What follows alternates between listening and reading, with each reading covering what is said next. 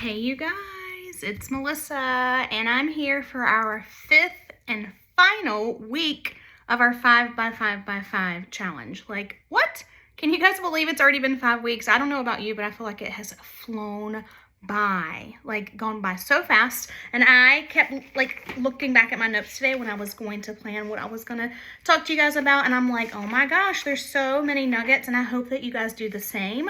So this is not like a one and done type of thing. Like, yes, we spent 5 weeks together. You invested a lot of time in this with coming to the weekly Zooms on Sundays and watching the trainings on Wednesdays and doing the homework, but this group is going to be open. You can come back to it, reference it, but go back to your notes. I constantly do that as a lifelong learner. I come back and look at my notes, and then I highlight what I've done, star what I need to do, and I hope that's what you guys do with this as well, so that you can keep evolving and growing in your business. That's kind of the point of this. And if you ever get stuck, come back to it. If you feel like you're in a down, like on that roller coaster, you're on one of those like down parts, come back to your notes. Reach out to the person that invited you to this, because y'all, you were handpicked. You were hand selected to be part of this group, and we see something in you that you may not can recognize yourself or identify yourself, but hopefully you're starting to feel that after these 5 weeks. So what I want to do today is I just want to tie a bow on everything to kind of give you a sense of like, what do you do next? But also like, what do I do with this information that I have been given? So the first thing I want to talk to you guys about, and if you're on my team, you're gonna laugh because I talk about this quite a lot. It's talk about the word luck. You guys, there's no such thing as luck, especially in a business like we're in, but there's no such thing as luck. So let me give you a couple of examples. Taylor Swift. Who loves Taylor Swift? So Taylor Swift was not an overnight sensation. She started becoming well known when she was in her teens, but she has been singing since she was a little kid. Is she the best singer on the planet?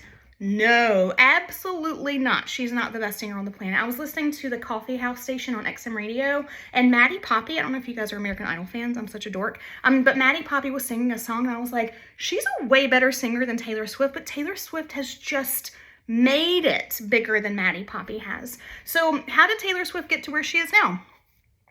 Consistency, perseverance. She tried, she failed, she succeeded. She tried, she failed, she succeeded. She's been in the tabloids. She's had really bad things that, like, you know, she's been with this person, that person, but she's been successful, and her life has been a little bit of a roller coaster. So think about her. Another example that I want to give to you is any NFL star, any professional athlete. I'm from North Carolina, and I think the GOAT of basketball, or the greatest of all time, is Michael Jordan, because he's from North Carolina. He's from Wilmington. He went to UNC. I was a 3rd grade teacher for a long time, and I argued with kids every single year of who the greatest of all time basketball player is, but it's him. And why? Well, if you can go to Amazon sometime soon, I want you to go look at the book. It's called Salt in His Shoes. It is an amazing story about Michael Jordan. I hope I said Michael Jordan, not Michael Jackson, just a few seconds ago. Anyhow, I'm talking about Michael Jordan. Michael Jordan, and it's a story that was written by, I believe, his mom and his sister about how he became who he became. And it wasn't because he was the tallest or the fastest or the best. It's because he had grit and perseverance, and he practiced every single day. He was told no so many times, every single day. And then he became the greatest basketball player of all time. If you agree with me, let me know. If you disagree, let me know who you think is. So Taylor Swift, Michael Jordan. My husband was in a band in college, like most 90s musicians, and his band did not make it. However, he played with and practiced with and opened up a lot for a little band back in the day called Parmalee. So I'm not a country music fan. I actually hate country music. Sorry, you guys, I don't enjoy it, and I'm from Eastern North Carolina. But Parmalee has now finally started making the top charts of the country music, whatever, billboards or whatever that's called. But they're old dudes, like old as in like my age, but like they started off in the 90s in Eastern North Carolina. They're from Greenville, and they played every single day. And I'm like, oh my gosh, Mark, like you've got to give it up. So Mark gave it up, and now Mark's doing what he's doing, but they never gave up. They played big gigs, little gigs. They took a break. They were in like some controversial like shootings. Something happened, like someone got shot in their front yard. Anyhow, but my point is Parmalee has been in the business for 20, almost 30 years now, and they're finally making their way and making a name for themselves. So what does this have to do with luck? There's no such thing as luck.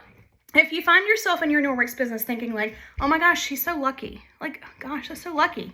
She's so lucky that she was able to quit her teaching job and do Norwex full time and stay at home and. Y'all, there's no such thing as luck. You play the lottery. Most people think that that's going to be luck because it's really big right now, but like you are consistently, most people who win play all the time. It's typically not someone that just buys a $1 ticket or whatever, but they are consistently playing into the lottery, making that bigger, and that's how they win. So in our business, there's no such thing as luck. Please do not think that Mackenzie and Robin and Aaron and Katie and myself got here with luck. Zero luck. We got here because we're doing what you're doing. We show up. We attend things. We invest. We spend at least 1 hour a day in our Norwex business. We not only take in the information, but then we act upon the information. So a lot of people are just absorbers. They like to just learn, take in. A friend of mine from college, her dad has like 5 or 6 master's degrees. He likes to learn. He's a lifelong learner, but he's done nothing with it. And I think it's so funny, but he's so proud of it. But what are you going to do with it? How are you going to better the world? Well, in our business, we can better our world because we have a product that people need. So you can learn and take in all you want, especially these last 5 weeks, but it's not going to do you any good. It's not going to do your family any good, and it's not going to do anybody else in the world any good if you don't act upon it. If you don't offer the business to people. If you don't ask someone to be your next hostess, if you don't talk about the business with a stay-at-home mom or someone who's getting ready to retire, if you prejudge people, which I do all the time, that's in the living room of your next hostess, you're like, oh, they'll never want that. They're an attorney. They're a nurse. You never know until you ask them. So please do not keep this information to yourself that you've learned over these last 5 weeks. I keep talking about it. There's some things I've talked to my husband about. There's some things I've already talked to some of my leaders about. And I have learned so much these last 5 weeks that I'm excited to go and implement these ideas. But you can't do everything at once. It's impossible. If you're trying to do everything at once, guess what you're going to do? You're going to do nothing. Like absolutely nothing. You're going to sit here, analysis paralysis. You're going to freeze. You're going to be like, pick one thing. Pick one thing from the 5 weeks of your training. Maybe it was something from the homework. Maybe it was that, assignment that you're like, okay, I did that. Now I'm done. No, I did that. And now what? What can I do next? So the last thing that I want to talk to y'all about is what to do next. Setting those goals. And for me, y'all, I did not set goals in my Norwex business for at least 2 years. I didn't. I earned my kit. Within I think day 40, I earned my kit, and then I was like, okay, great. And then I was thinking, now what? What do I do? So I was making the $200 a month that I needed, $350 actually my first month, but I knew myself well enough that if I set goals, I was just going to clam up and just not do them. Isn't that strange? But once I started to figure out, if I put a little bit more effort into it, my paycheck got a little bit bigger. I was like, well, what if I made my goal per month $500 a month? What would happen? So the first month that I made my goal $500 a month, I didn't hit it. And I was like, see, fine. I started talking myself out of it. That Taylor Swift song, It's Me, Hi, I'm the Problem, It's Me. It's me, and it's probably you too. So you have to ask yourself, am I doing everything that I can possibly do in order to hit my goals? So you have to set goals in order to stretch yourself, in order to grow. Maybe you have your eyes set on becoming a team coordinator. Maybe you have your eyes set on becoming a sales leader. Maybe you're ready to join us in becoming a jacket leader. Is that going to happen tomorrow? No. Are you going to become a jacket leader by December 31st? If you do, you're going to be leading the training the next time, but probably not. But it takes those every single day choices. The consistency compounds. You've heard that before, I'm sure, but you've got to have that goal so that you have something to dream. So on my, I have a bulletin board here with all of my goals, my family pictures, my calendar, the Cancun tracker, and then I have 3 Post-its, and there are 3 goals, and they are big, and they make my hands sweat every time I look at them, and I look at them every day. I haven't hit any of those goals yet, and I set those goals right after National Conference in August. Have yet to hit those goals, but guess what? I am working towards all 3 of them. every single day.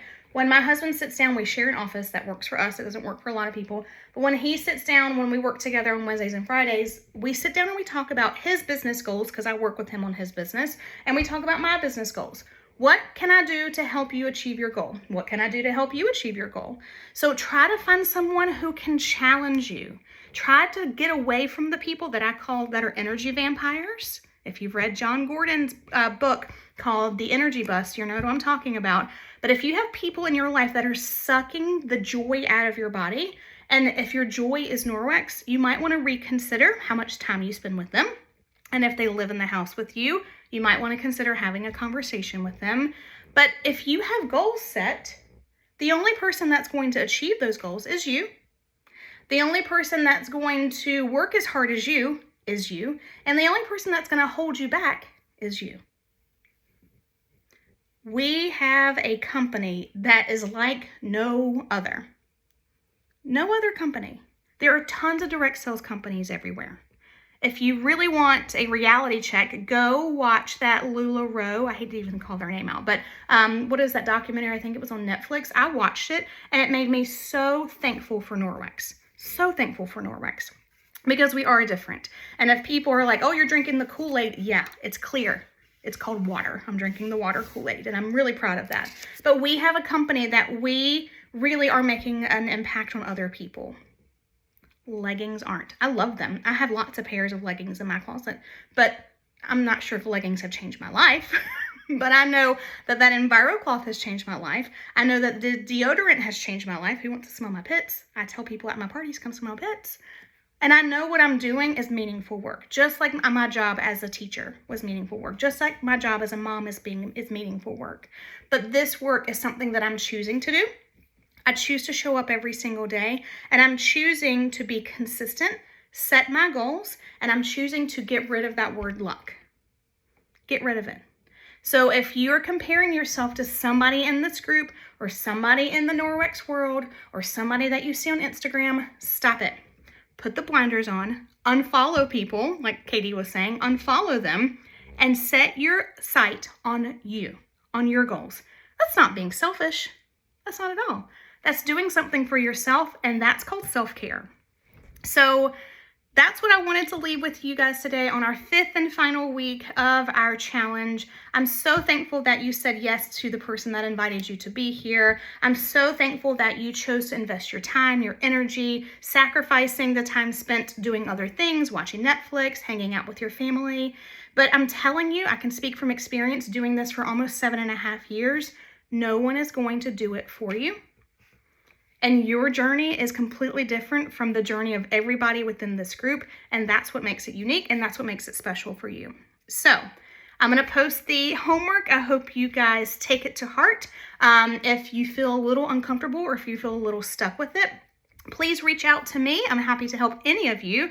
Reach out to the person that invited you to this group. Have a conversation with them via text. Call them. I'm sure that we'll all pick up the phone for you guys. But just know that you are special. You're here for a reason. We are so proud of you, and we cannot wait to continue to watch you grow. And even if you feel like you're doing a little bit of this, guess what? So are we. But we go up and we go down, and then we come right back up. So thank you guys for watching. I hope y'all are having a great Wednesday so far, and I'll see you on Sunday night. All right, goodbye.